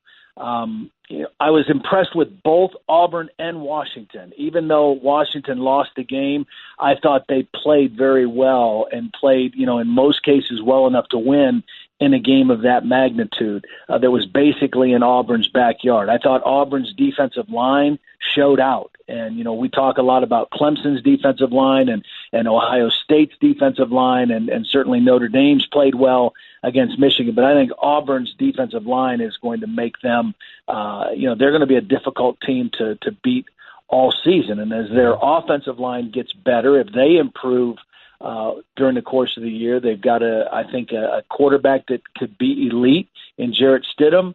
That's a team that will be a difficult team to beat. But again, I love that matchup. I think it's next week or 2 weeks when LSU will go to Auburn and play. I've covered that game several times. It's always a really physical, hard-hitting game, and that game will tell a lot about both of those teams. All right. Well, as a Texas fan, I appreciate your calm nature and your suggestion not to panic after 1 week. All right, Todd. I appreciate it today, man. Take care. Okay, take care, Will. You can listen to Todd this weekend again. Penn State Pitt, Saturday night on ABC. By the way, it's Georgia South Carolina on ESPN Radio this Saturday, 2:30 p.m. Eastern Time. I think the Bulldogs quarterback, Jake Fromm, will be in the zone. In the Zone is brought to you by AutoZone. Get in the zone, AutoZone. All right, so right before we jumped on the phone with Todd Blackledge, I had a caller come in and say, I'm not understanding the contract negotiation, the requests by Le'Veon Bell, and why it has ostracized his teammates. Let's get into exactly why Le'Veon Bell's teammates are doing something unprecedented, why they're speaking out about his financial situation. Next on the Will Cain Show on ESPN Radio and the ESPN app. Support for the Will Cain Show podcast comes from our friends at Rocket Mortgage by Quicken Loans. Let's talk about buying a home for a moment. Because of rising interest rates, there's a lot of unpredictability when it comes to buying a home these days. It's causing a lot of anxiety with folks. Well, our friends at Quicken Loans are doing something about that. They're calling it the power buying process. Here's how it works. Quicken Loans will verify your income, assets, and credit in less than 24 hours to give you a verified approval. This gives you the strength of a cash buyer. Then, once you're verified, you qualify for their all-new exclusive Rate Shield approval. First, they'll lock your rate for up to 90 days while you shop. Now, here's the best part. If rates go up, your rate stays the same. But if rates go down, your rate also drops. Either way, you win. It's the kind of thinking you'd expect from America's largest mortgage lender. To get started, go to rocketmortgage.com/will. Rate Shield approval only valid on certain 30-year purchase transactions. Additional conditions or exclusions may apply. Based on Quicken Loans data in comparison to public data records. Equal housing lender. Licensed in all 50 states. NMLSconsumeraccess.org number 3030. This is the Will Cain Show. This need to be off the air. You a creep. Snoop Dogg's a fan. Man, you so dumb, weirdo. Are you? Stay right here, and you will be. Devil. Yesterday, after news that Colin Kaepernick and Nike had joined up together in an endorsement deal, a partnership for an advertisement that will be dropped tonight during Eagles-Falcons. Just as a side conversation, it came up, hey, what's the least likely companies to enter an endorsement deal with Colin Kaepernick? We started a quick behind-the-scenes top 5 list of least likely companies to sign Colin Kaepernick. Listening to that lead-in, Bubba, you just played, got me thinking, what are the least likely shows for me to be invited onto? And listening to Snoop there, I think my invitation to the shop is probably in the mail. LeBron, Snoop, Jon Stewart, I'm sure I'm going to get invited. I'm sure it's on the way. Last week tonight. I've met John Oliver once. He was nice. He must have not known you. He knew me. He knew me. Mm. Nice doesn't mean anything in this business, by the way. The way they act towards your face. I'm not saying John Oliver feels that way. I mean, I'd be a big fan. For all I know, John Oliver's a member of the Willisha. Have you been on Rachel Maddow? No. Emailed with her once. How'd that go? Good. Sent her a compliment. I think I've shown, even people who dislike me or might disagree with me, I'll send compliments even when they're legit. Especially when they're legit. Only when they're legit. It's the Will Cain Show on ESPN Radio, the ESPN app, Sirius XM Channel 80, and ESPN News. By the way, I never got around telling you guys about this. I had a dream about Molly Karam. I'll tell you that. Whoa. Yeah. I'm going to tell you about that dream here in just a little bit. But first, my picks this year for the NFL. This is who. What are you laughing at already? Like, how am I going to do this? In the AFC East. AFC East. I'm going to tell you the New England Patriots are going to win the AFC East. AFC North. That would be the Pittsburgh Steelers. AFC South. The Jacksonville Jaguars will be your division winners. And in the AFC West. That's the Los Angeles Chargers. Over in the NFC. NFC West. That's the Los Angeles Rams. But your winners of the NFC South will be the New Orleans Saints. But up in the NFC North. That's going to be the Minnesota Vikings. And in the NFC East. The Philadelphia Eagles. But we've still got 4 more playoff spots to assign. In the AFC, in the wild card, that will be the Baltimore Ravens and the Houston Texans. And over in the NFC, securing those last 2 wild card spots will be the Atlanta Falcons and the Dallas Cowboys. And when your playoffs shake out, Your Super Bowl participants for the 2018 season will be in the Super Bowl. What's that? Super Bowl. One more time, Nuno. Super Bowl. Will be the Dallas Cowboys against the Los Angeles Chargers. And the winner of the Super Bowl will be the Dallas Cowboys. And I'm dead serious. 888-729-3776. Go ahead. Get it on out of your system, all of you. Go ahead. You can start first. So do you want to have the conversation we were just having off here? What conversation needs to be had? You seem like a guy who always picks your team to win the Super Bowl. Incorrect. I don't know. I didn't pick the Longhorns to go to the college football playoffs. Chelsea Robert Smith over at Fox Sports did. He put the Longhorns in the college football playoffs. That had a rough. All right, let's rephrase it. You put the Cowboys in the Super Bowl every year. I do not. I am very objective. I have my reasons. You want to hear them? Sure, go ahead. I think the Cowboys are going to be able to run the ball. I'm a little concerned about Travis Frederick, but Joe Looney been filling in nicely. Could I guess number 2? Yes. Randy Gregory. Yes. Randy Gregory has become emblematic to me. He's an illustration. He's like a chain that I want to wear to show what all of you are missing on. You're sleeping on the Dallas Cowboys defense. And that defense is going to be good. It's got depth along the line, the linebacker group, and the defensive backfield. I believe the Dallas Cowboys defense is going to jump up into top 10 DVOA rankings. DVOA. They'll be there again like they were in 2016, running behind Zeke. And that's a formula for running through the playoffs. I do truly believe. My biggest concern, quite honestly, are two teams. The Minnesota Vikings and the New Orleans Saints. I think they're legit good, and when I pick the Cowboys, that's my biggest concern, those two teams. But I legit believe the Dallas Cowboys, everyone is sleeping on them, and I'm going to come into this show every day, every Monday, and I'm going to have a grand old time. I'm going to have a grand old time laughing at all of you, except for Bubba. Oh, Bubba. Cerruti said, do you think I'm the biggest homer of all time? Do you think the Cowboys are going to be good this year? I do, yeah. How good? I like to stay a little under the radar, so I'd like to say, I'm thinking probably Super Bowl. Yeah, there you go. Give me a record. Like, what do you think the records? Because you have them as a wild card. Yeah, so 10-6. Yeah, I'm thinking 10-6. So you think they're built for postseason play? That too, yeah. Also that. I think they're built for Super Bowl. I think they're built for tough. What do you think about that? That's not homerism. That's objective. By the way, give me a call. What do you think of those playoff predictions, those division winners, those Super Bowl predictions? 888-729-3776. And coming up a little later in the show, our top 5 in the 5. I don't know if you guys have heard the news, but Burt Reynolds has passed on. And it made me think, who are your top 5 man's man actors of all time? Burt Reynolds has got to make that list, right? Who else? Top 5 man's man. But while we're listing things, 4 possible reasons why Le'Veon Bell's teammates are doing something that everyone says you never do. You never inject yourself into your teammates' contract negotiations. You never get in his pocketbook. And yet, the Pittsburgh Steelers are. Why? That's next on the Will Cain Show on ESPN Radio and the ESPN app.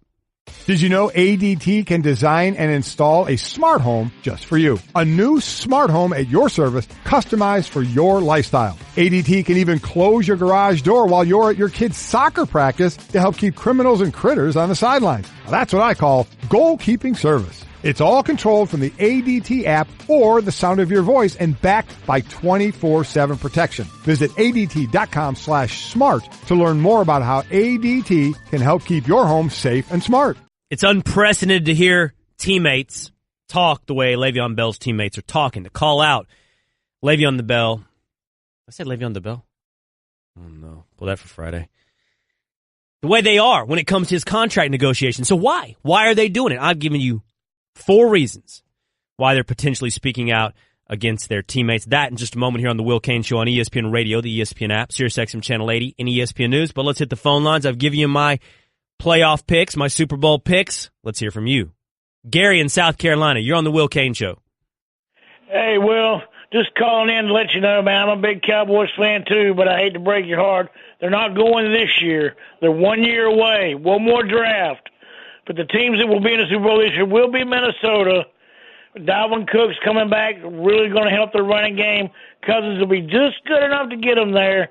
And then they will play the team that will win the Super Bowl, and that will be Deshaun Watson and the Houston Texans. For the first time, the Houston Texans have a running game, a defense, and a good quarterback. And their defense, for the first time since Clowney and J.J. Watt have been drafted, they're both healthy. Watch out for the Texans. All right, Gary, thanks for the call. You're not capable of breaking my heart, Gary. Only the Cowboys are. And I am going to be in here on every Monday taking it to the bank, man. I'm all right. That's all right. Think I'm doing this to just get a reaction from you? Nope. Think I'm doing this for effect? Nope. Think I'm doing this because I'm a homer? Nope. This is for real. Everybody's sleeping on the D. And somehow everybody forgot about Ezekiel Elliott. Everybody forgot. What are you laughing at? You because of Randy Gregory? Yep. There's got to be a better way to say that. Sleeping on the D? You guys are juvenile. Look at you all falling out. Sleeping on the D? The D's going to be good. Just stop. Going to be good D. All right. No big deal. We're going to have to start dumping you pretty soon. No, we have to dump your reaction. Everybody knows what D means, and it's a big D in Big D. No big deal.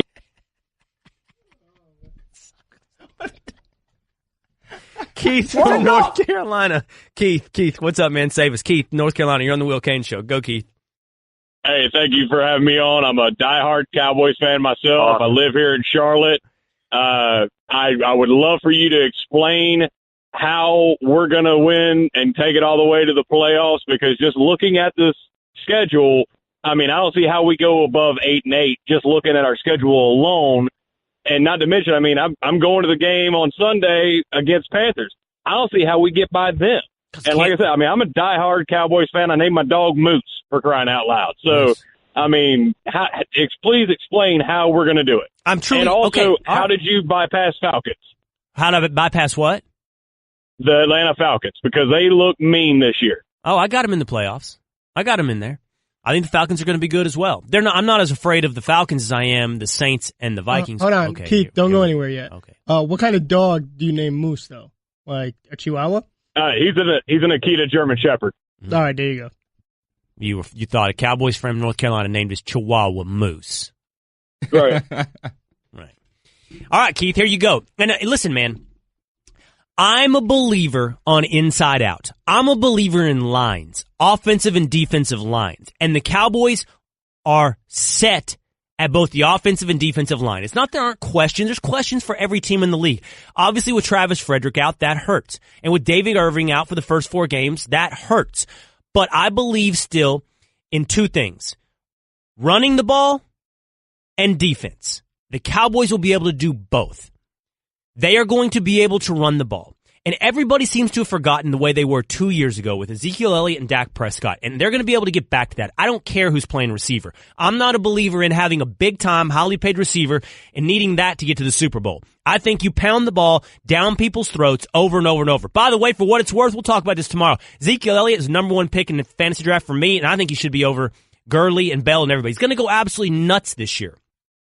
And the Cowboys defense is going to rush the quarterback like crazy. DeMarcus Lawrence, Taco Charlton, Randy Gregory are going to get after the quarterback. And by the way, week 1, Carolina Panthers offensive line is beat up. That's going to be a problem. Obviously, Cam can move. Then you go to the linebackers, Sean Lee, Jalen Smith. And I think Chris Richard is a savior at the Cowboys defensive backs. He's the defensive backs coach. He's going to have Byron Jones playing like a top cornerback in the league. I believe the Cowboys will play D. And they'll run the ball. And I think that's a formula for winning on the road, and winning in the playoffs. That's why I think they'll win this year. Sean from Omaha, you're on the Will Cain Show. Hey, I don't have any problem with Dallas. I actually was raised in Texas. However, I do disagree with you. And to be honest, I don't think my team will make it either, but since you're a big fan of Dallas, and I'm a big fan of Detroit, I'll say Detroit makes it. Never been anywhere. Toughest division out there. You guys always pick the Vikings or whatever. And every year they split games with Green Bay and they split games with the Vikes. So that's my thoughts. I don't hate the Lions. Lions. Not saying it's going to happen. I don't hate But that. they got a running back finally. They're going to have a running game. So I think it's going to be good. Listen, I get the impression you think I'm doing this out of fandom or homerism. Like you're going to match my homerism, Sean, with your own in the Lions. Well, I don't hate the Lions pick. I think the NFC North, along with the NFC South, are two of the toughest divisions to project because you got three legit teams in both of those divisions. But in the end, I think there's going to be some beating up each other effect, and I think the Vikings are primed. I mean, I can't get past that Vikings defense. It's really, really good. Does your life need sports so bad you need to ditch work for a ball game? Introducing the ESPN Ditch Days contest, where your most creative excuses for ditching work could win 2 tickets to an upcoming MLB day game. To enter, visit ESPN.com/ditchdays.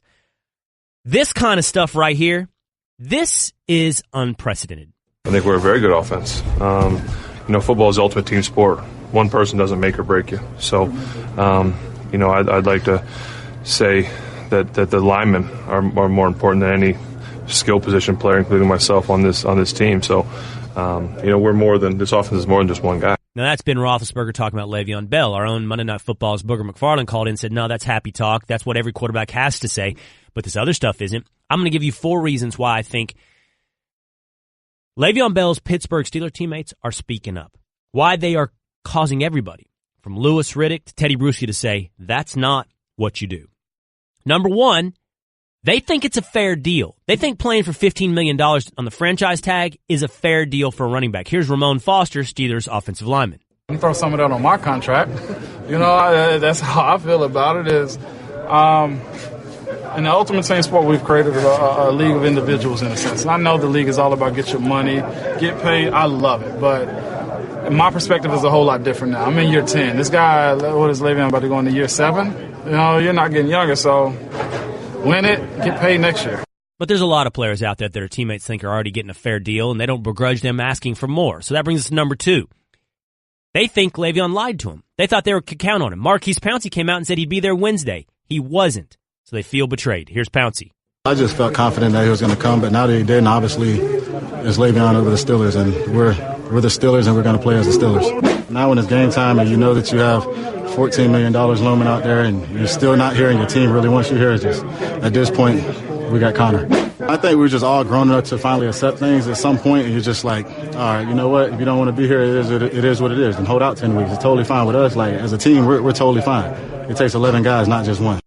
Number 3, both, again, Booger McFarland and famed caller Carlton from Tampa acted like they were disagreeing with me, but that plays right into what I said with number 3. The Steelers feel like Bell is selling their present for his future. They're selling their 2018 window. They're compromising. He's compromising their ability to win this year for his pay in 2019. And his pay in 2019 may be coming from some team other than the yellow and black. It may be coming from some other team besides Pittsburgh. They feel like he's selling their present for his future. And that brings us to number 4. You can't tell me that this is just business as usual in the NFL. This is how teammates act. No, there's something more here. There's something going on. There's relationships in play. There's locker room dynamics in play. And you can't tell me there's not something more going on with these teammates and Le'Veon Bell. I don't know if it's like, dislike. I don't know if it's past indiscretions. I don't know if it's the fact that he's been suspended or held out for 3 straight seasons. I don't know what's corrupted this relationship, but this relationship between Bell and at least several of his teammates is not normal. And therefore, we're hearing things out of Pittsburgh that are abnormal. Those 4 reasons are why you're hearing something different out of Pittsburgh than you normally hear. Coming up, in honor of Burt Reynolds' death, my top 5 guys. Next on the Will Cain Show on ESPN Radio and the ESPN app. And I'm serious about this, okay? You've put it out, Cerruta. You've done your thing. You put it out on Twitter because Twitter's the worst. The only thing worse than Twitter is you guys. I don't get... you think it's a stretch for me to say the Cowboys are going to win the Super Bowl? All right, I get... what? A bit, yeah. I don't even hate that. I understand, why you think that's a stretch. Because, if you go... You want to get your Vikings-Eagles predictions, go to Golic and Wingo. But here's the thing. We might be stretching our legs a little bit here, and I'm telling you, I don't think it's a crazy stretch, okay? I don't think it's nuts. But here's what is nuts. This truly blows my mind. It truly does. Think I got a little out of hand there? Whoa. Here's the thing. I don't understand the reaction of Cowboys are 8-8. They're 7-9. Who calls 6 games? They just missed Zeke for 6 games last year, and they went 9-7. They had a down year. Dak, by all accounts, regressed, and they went 9-7. What are you smoking coming back at me with 8-8? You're acting like I'm nuts. Let me tell you something. You want to say, what are they closer to, the Super Bowl or 6-10? Please, get out of here with that nonsense. Like, do you have any sense of history? Do you even read a book, bro? You're dropping to read a book on me. Wow. Try reading a book. Read a book. Hey, read a book. Do you even football, bro? The Cowboys have been good for 2 straight years. They're fresh off, a year removed, from 13-3. And you know what? I come into work and I'm listening to guys like talking up the Giants. I swear, the Giants are getting more run than the Cowboys from our analysts. The Giants were 3-13 last year. This is going to be the ultimate test of either I'm crazy or everybody else is crazy. I'm going to tell you something. I know who's going to win this game. And you guys think I'm the worst? I'll tell you what I think's worst. People. You people. You're the worst. The Will Cain Show is presented by Progressive Insurance. Sean from Pennsylvania. What's up, Sean? You're on the Will Cain Show. Hey, what's going on? Hey, little here and there. Hey, I got the ultimate question. I'm a diehard Steelers fan from Pittsburgh, and I know why the Steelers won't pay Le'Veon Bell. All right, he's one drug test away from being suspended for a year. Bottom line, I think that's legit. And another thing, y'all saying Le'Veon Bell, don't sleep on James Conner. James Conner might be the sleeper of the season. Well, thanks for the call, Sean. We're not debating anymore why. I like your point, but we're not debating anymore why the Steelers haven't offered a bigger deal to Bell. Now we're debating why his teammates are speaking out against him, right? That's what's new. That's what's different. What? Oh, okay. You're just making those faces again. Hey, sad news to report here. Burt Reynolds died today. Burt Reynolds of great Smokey and the Bandit fame has passed on to greener pastures. And in honor of Burt Reynolds, we decided for our top 5 in the 5 to give you top 5 man's man. Guys, actors. Take it away, Bubba. The top 5. List radio talk is terrible. In the 5. I'm going to have to start writing my list down after I give it to you, Rudy. Hold on. Let's go to my email here. Sent. Oh, thank you, Rudy. At number 5 is Burt Reynolds. That was hard to remember. Burt Reynolds, top 5 guy. Longest yard, of course, Smokey and the Bandit. Number 4, Denzel Washington. By the way, what do you think's the definition of a guy's guy? One where you've looked at and you said, yeah, I wouldn't mind being that guy. He's cool. At number 3, I think this guy's not as famous as we think, Rudy. Tom Hardy. I'm shocked sometimes when people don't know who Tom Hardy is. Big fan. Watch Warrior. See if you don't come away a Tom Hardy fan. Oh, by the way, he's Bane. Bane, yeah. But you got to see more than Bane to know who Tom Hardy is. At number 2, going to have to dip back into the old days, Steve McQueen. Probably the definition of a guy's guy. Probably, if you were doing a poll, would at least get second, possibly first. Number 1's a little personalized. He's primarily known as a singer, but he was an actor. In fact, one of his biggest movies, A Star Is Born, is being remade, I believe, with Bradley Cooper in the starring role. But the original is my man, Chris Christopherson. Bubba, name the supergroup that Chris Christopherson was a part of. The Highwaymen. Yes! I didn't think you'd get it. That was my song the other day. I know, but somehow I thought everybody forgets Chris Christopherson. No, I saw him up there on PBS. That man right there, that's a man's man. He gave it his all. Name the most famous song Chris Christopherson ever wrote. It's super famous. I feel like I know, but I don't know. He didn't sing it. Somebody else did. That would be my I would guess that. But. A female voice. Can I guess? Don't know. Could I guess? Yeah. This could be really bad. Was it Jolene? No. Oh, all right. It's Bobby McGee. Dennis Joplin. Cole from Georgia. You're on the Will Cain Show. What's up, Cole? What's up, Will? You tell me. I just had to call in. I think as the ultimate guys guy and give my 2 cents on this list. You're the ultimate guys guy, Cole? Oh, absolutely. I agree. What qualifies you to be the ultimate guys guy? 100% male DNA here. Testosterone levels through the roof. Okay, that's good. T levels through the roof. Yeah, a little Nugenics just to give it a boost when you're down. Yeah, just when I'm feeling down, crack a couple Nugenics open. Yeah, sort it. All right, Cole. Who is? I guess, yeah, he wins. He's qualified now, yeah, Bubba? I guess. All right, so who's on your list, Cole? I think I got to go with Nick Offerman from Parks and Rec. The man builds his own canoes. Fair. In real life. Is it a one-man list? What about you got Nick Offerman? Yeah, you mentioned Tim Allen. Tim Allen is Santa Claus? He's into the tools. You're into like handy guys, right? Home improvement, yeah. Yeah. All right. Into a Renaissance man too. Yeah. Nick Offerman's the Renaissance. Nick Offerman's the main one I think you missed. I think you whiffed on that one. I think Chris Christopher